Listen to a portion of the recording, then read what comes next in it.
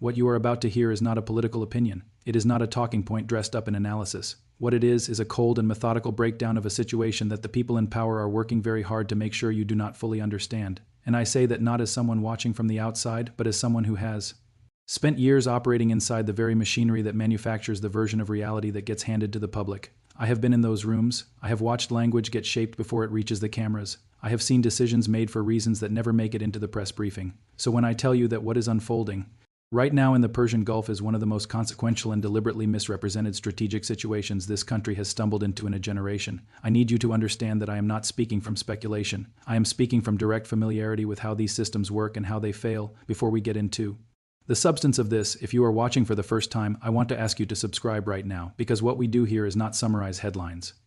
We go beneath them. We look at the operational reality behind the official narrative, and we do it with the kind of specificity that most platforms either cannot or will not provide. Hit that subscribe button and make sure the notification bell is on, because this kind of analysis moves fast and the next development in this story is not far away. Now, with that said, let us get into exactly what is happening, starting with the piece of the story that exposes the entire strategic fiction at the core of this operation.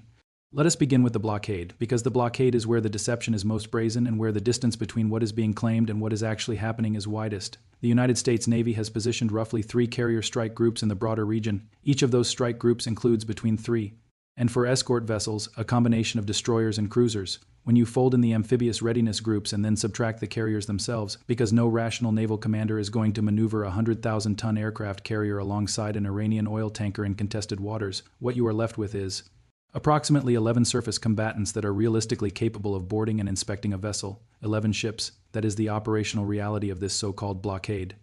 Now place those 11 ships against the Persian Gulf and the Gulf of Oman, 2 of the busiest maritime corridors on Earth, through which, in the weeks since this operation began, somewhere between 100 and 200 Iranian-flagged and Iranian-linked vessels have been transiting on any given day. The mathematics of that situation are not complicated. On a particularly active operational day, American forces are interdicting perhaps 10% of Iranian maritime traffic moving through those corridors. On the average day, the honest figure is closer to 3%, and the reason those numbers are so catastrophically low is not a failure of individual sailors or commanders. It is a structural constraint that no one at the political level appears willing to acknowledge publicly. The Navy is holding position approximately 200 miles offshore of Iranian territorial waters, because moving any closer places those vessels inside the confirmed effective engagement range of Iranian anti-ship missile batteries. The Iranians understand this geometry perfectly. They simply route their traffic through their own 12-mile territorial limit, well inside the invisible line that no American captain has been authorized to cross.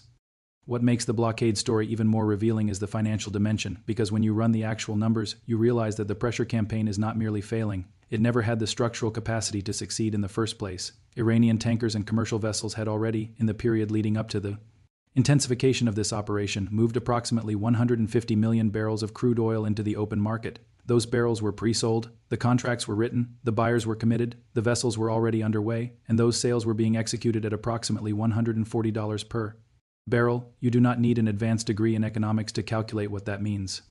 That is roughly $21 billion in oil revenue already flowing, already locked in by contract, entirely beyond the jurisdictional reach of any naval interdiction effort the United States currently has the physical assets to execute. When members of the administration stand in front of cameras and describe having their foot on the throat of the Iranian economy, they are describing a chokehold that does not exist in operational terms. The Iranian economy, at least as it relates to energy export revenue, is not gasping. It is transacting, it is moving product, it is collecting payment. The blockade is, in the most precise and least rhetorical sense available, a piece of theater. It is a visual and verbal performance staged for a domestic audience that has not been given the logistical context to evaluate what they are being shown. And that gap, the gap between the performance and the operational reality, is not a side effect of poor communication strategy. It is the strategy, but the blockade is only the first layer of what is happening here, and what lies beneath it is considerably more serious.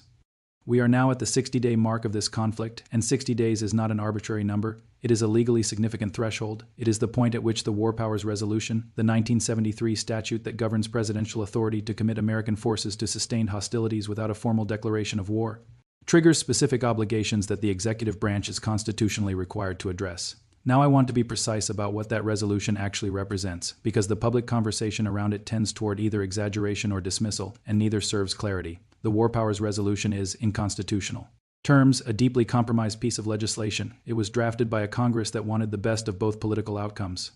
The ability to distance itself from a conflict if that conflict went badly, and the ability to claim shared ownership if it went well. It was never designed to genuinely constrain presidential war-making authority, and every administration that has operated under it, without a single exception in the modern era, has treated the reporting requirements as performative rather than binding. Presidents reset the operational clock, they declare a pause in hostilities, they announce a phase has concluded, they wait the required interval, and then they resume. That is not a speculation about what this administration might do, that is a documented pattern of executive behavior.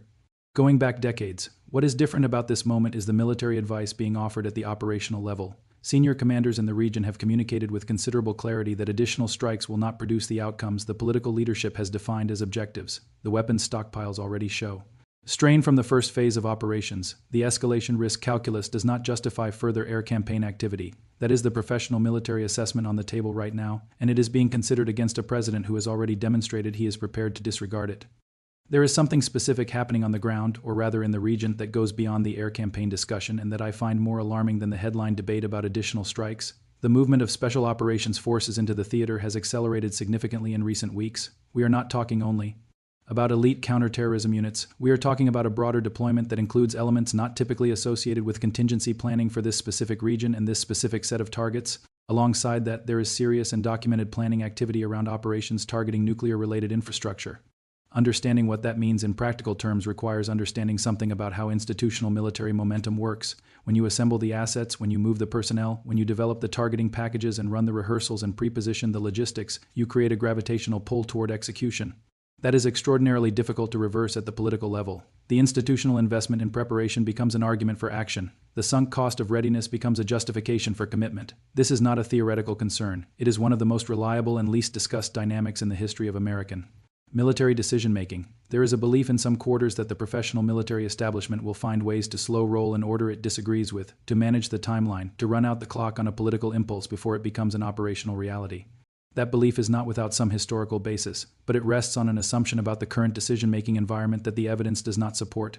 The president made a decision on the original strikes over the explicit objection of the majority of his senior advisors. He overrode them. There is no structural reason to assume that dynamic has been replaced by something more deliberative. Into this already volatile situation, add a phone call, a call initiated from Moscow, not from Washington, and the fact that it was initiated from the Russian side is itself a signal that demands careful interpretation. At the presidential level, Vladimir Putin does not pick up the phone casually. He does not reach out to initiate direct contact without a specific strategic objective attached to that outreach. This was, by all available accounts, only the second time in the current relationship that he has done so. The message delivered in that conversation was not ambiguous. The language was direct.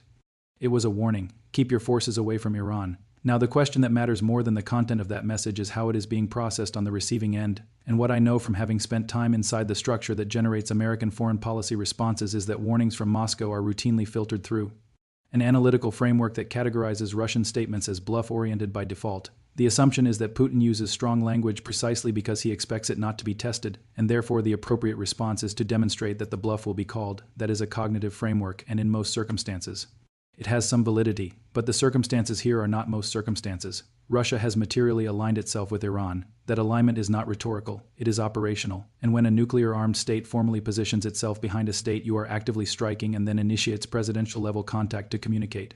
A red line, the analytic default of treating that as performative theater, is not a sophisticated read of the situation. It is a dangerous one. Putin establishes positions on record before escalations he believes are coming. That is how serious powers behave when they intend to be taken seriously.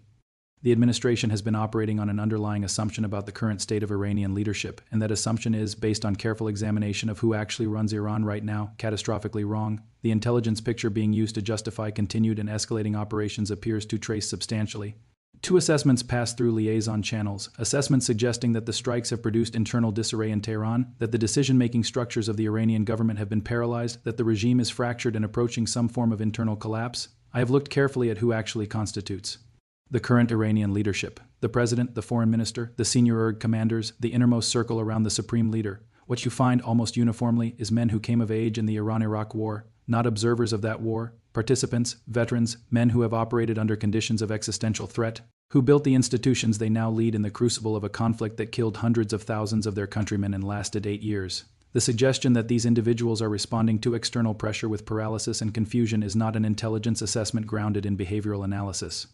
It is a projection, the kind of wish fulfillment narrative that gets constructed when a decision has already been made and the intelligence is being shaped to support it rather than interrogate it. And there is a second layer to this miscalculation that compounds the first. When a government bombs a population's infrastructure, it does not fracture that population's relationship with its government, it consolidates it. The historical record on this is so consistent and so extensively documented that deviating from it requires deliberate ignorance. The Blitz did not break Britain. Sustained bombing in Serbia did not remove its leadership. What bombing populations reliably produces is a rally effect, and the Iranian government is currently benefiting from exactly that dynamic. The economic dimension of this conflict deserves far more attention than it is receiving, because the numbers involved are not rounding errors. They are structural. The official Defense Department figures for the operational cost of this campaign sit somewhere in the range of $25 to $28 billion. Analysts with access to fuller accounting place the real figure closer to $50 billion.